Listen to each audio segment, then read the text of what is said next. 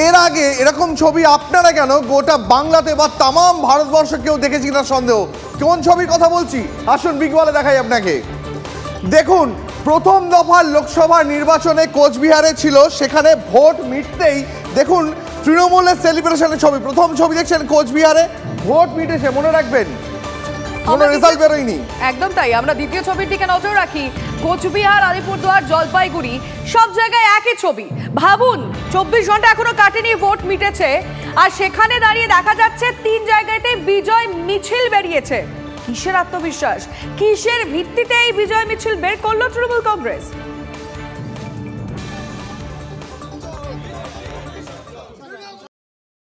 আমি যেটা দেখলাম আর কি, আমাদের কর্মীরা যারা রয়েছেন, নেতৃত্ব যারা রয়েছেন আর কি, সবার মুখে প্রথমেই দেখি আমি একটা তৃপ্তির হাসি। আমি অনেকগুলো বুথ আমি টাচ করে এলাম, সব জায়গায় মহিলারা মানে দারুণভাবে এগিয়ে এসছেন তারা। হ্যাঁ, এবং বাংলায় আর কি, হ্যাঁ বাংলায় এবার যে মহিলারা যে রোলটা প্লে করলেন আর কি, হ্যাঁ সেটা আমরা খুব অভিভূত। উন্নয়ন এবং লক্ষ্মীর ভাণ্ডার, এই ভোটটা যে লক্ষ্মীর ভাণ্ডারের ভোট হয়ে গেল, মহিলাদের ভোট হয়ে গেল, সেটা প্রমাণিত। জনতা জনার্দনই জানেন যে তারা কাকে ভোট দিয়েছে, এবং এরকমভাবে দিবার স্বপ্ন দেখছে, এরপরে লজ্জায় ওদের মাথা কাটা যাবে। ওরা নিশ্চয়ই জানে যে ওরা খারাপ করছে, এবং সেটাকে দেখানোর জন্য তাদেরকে তাদের উৎসাহ দেওয়ার জন্য, বিশেষ করে টিএমসি কর্মীদের, এটা তারা একটা কৌশল নিয়েছে। আসলে তারা জানে যে এখানে হারছে, এবং কাউন্টিং এজেন্ট পাওয়াও ওদের দুষ্কর হবে।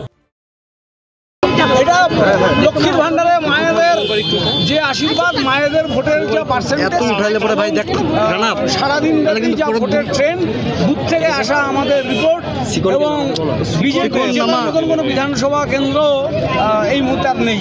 আমরা 24 লক্ষ লোক ভোট কেন্দ্রে এসছে, তাদের ট্রেন্ড দেখে বলছি আমরা জিতছি, এবং লক্ষাধিক ভোটে জিতছি, লেগে রাখুন। এই ছবিটা দেখে ভাববেন না যে শুধুমাত্র শাসক দল এই বিজয় মিছিল বের করেছে। নিশীথ প্রামাণিক তার কার্যালয়ের সামনেও তার কর্মী সমর্থকরা বাজি ফাটায়, উল্লাস। দেখুন সেই ছবি। শুধুমাত্র তৃণমূল কংগ্রেস নয়, বিজেপিও বিজয় মিছিল এবং নিশীথ প্রামাণিকের একদম কার্যালয়ের সামনে। আচ্ছা, কেন যে ছবিও আমরা এর আগে কখনো দেখিনি, হঠাৎ করে আজকে এই ছবিটা কেন দেখতে হচ্ছে বলুন তো? সবেমাত্র কালকে নির্বাচন গেল, আর তার মধ্যে এই ছবি সামনে এসছে। আসলে একটু আলোচনা করি, এই নিয়ে কথা বলবো আমাদের রিপোর্টারের সঙ্গে। সায়ন্ত ভট্টাচার্য সরাসরি আমাদের সঙ্গে রয়েছে। আচ্ছা সায়ন্ত, এইটার কারণটা কি? শাসক কি বিরোধী? শাসক থেকে বিরোধী সব পক্ষ এরকম ভোট মিটতে না মিটতে এখন তো রেজাল্ট বেরোতে বহু দেরি, কিন্তু কিসের আত্মবিশ্বাস, কিসের এত কনফিডেন্ট তাদের যে তারা বিজয় মিছিল বের করলেন? কোন স্ট্র্যাটেজি থেকে? দেখো, এটা আত্মবিশ্বাসের থেকে বলা ভালো স্ট্র্যাটেজি। গত লোকসভা নির্বাচনে উত্তরবঙ্গ কিন্তু খালি হাতে ফিরিয়েছে তৃণমূল কংগ্রেসকে। 8টা লোকসভা আসনের মধ্যে 7টা পেয়েছিল বিজেপি, 1টি পেয়েছিল হচ্ছে কংগ্রেস। সেই 8টা আসনেই এবার কিন্তু তৃণমূল নিজের মতো করে একটু শক্তিশালী প্রার্থী দাঁড় করিয়েছে, তাদের দাবি। সেই জায়গায় দাঁড়িয়ে তারা কিন্তু নতুন স্ট্র্যাটেজি নিয়েছে যে যখন ইলেকশন হবে, যেদিন ইলেকশনের ইভিএম ডিসিআরসিতে চলে যাবার পরেই তারা এইভাবেই বিজয় উল্লাসে মিছিল বার করবে। অর্থাৎ পরবর্তী যে কেন্দ্রগুলিতে ভোট রয়েছে, যাতে সেখানে তৃণমূল কংগ্রেস কর্মীদের মনোবল চাঙ্গা করা যায়, সেটাই কিন্তু এই স্ট্র্যাটেজির অন্যতম অঙ্গ। আর সেই কারণে তারা যেখানে ভোট হচ্ছে সেখানে কিন্তু হয় বাজি ফাটাচ্ছে, নয় মিষ্টিমুখ করাচ্ছে, নয় পতাকা ওড়াচ্ছে। অর্থাৎ তারা নিজেদের দেখানোর চেষ্টা, বিজেপি শিবিরের ব্যাখ্যা, তৃণমূল দেখানোর চেষ্টা করছে তারা চাঙ্গা রয়েছে। শান্ত আমরা বিজেপির ব্যাখ্যাটা বরং একটু শোনার চেষ্টা করি, কারণ আমাদের কাছে নিশীথ প্রামাণিক, সজল ঘোষ এবং দিলীপ ঘোষের বক্তব্য রয়েছে। শুনবো তারা কি ভাবছেন শাসক দলের এই বিজয় মিছিল নিয়ে। এই ধরনের কাজ করছে, সাধারণ মানুষ দেখছে, এদের পলিটিক্যাল ক্যারিয়ার পুরোটাই শেষ হয়ে যাবে। আপনারা দেখছেন যে একদিকে সন্ত্রাস, আর একদিকে এই ধরনের হাস্যকর কিছু ঘটনা ঘটাচ্ছে। একেবারে মানে বলবো, এর থেকে হাস্যকর আর কিছু হতেই পারে না। তৃণমূল কংগ্রেস নিজের হারকেও যে এত ভালোভাবে সেলিব্রেট করবে, এটা ভাবা যায় না। এটা পাগলামি হয়ে গেছে। রাতেরবেলা করেছে না, ও রাতেরবেলা ওরা এরকম থাকে আর কি, কন্ডিশনটা এরমই থাকে।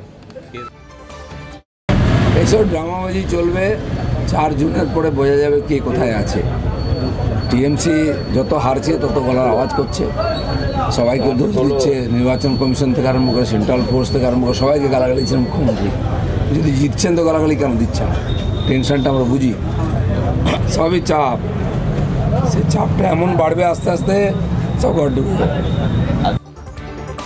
মানে ভোট মিটতেই ফল বেরোনো তো অনেক দূরের কথা, ভোট মিটতেই তার কয়েক ঘন্টার ব্যবধানে বিজয় মিছিল। রাজ্য রাজনীতিতে এরকম উদাহরণ এর আগে কোথাও দেখেছি কিনা সুমন কল্যাণ ভদ্র আমাদের আরেক সহকর্মী আমাদের সঙ্গে রয়েছেন, সুমনের কাছে যাই। সুমন, রাজ্য রাজনীতিতে শুধু কোচবিহার, জলপাইগুড়ি, আলিপুরদুয়ার নয়, গোটা রাজ্যে কোথাও ভোট মেটার পরে সঙ্গে সঙ্গেই এরকম বিজয় উল্লাস, বিজয় মিছিল এর আগে কখনো দেখেছো কি?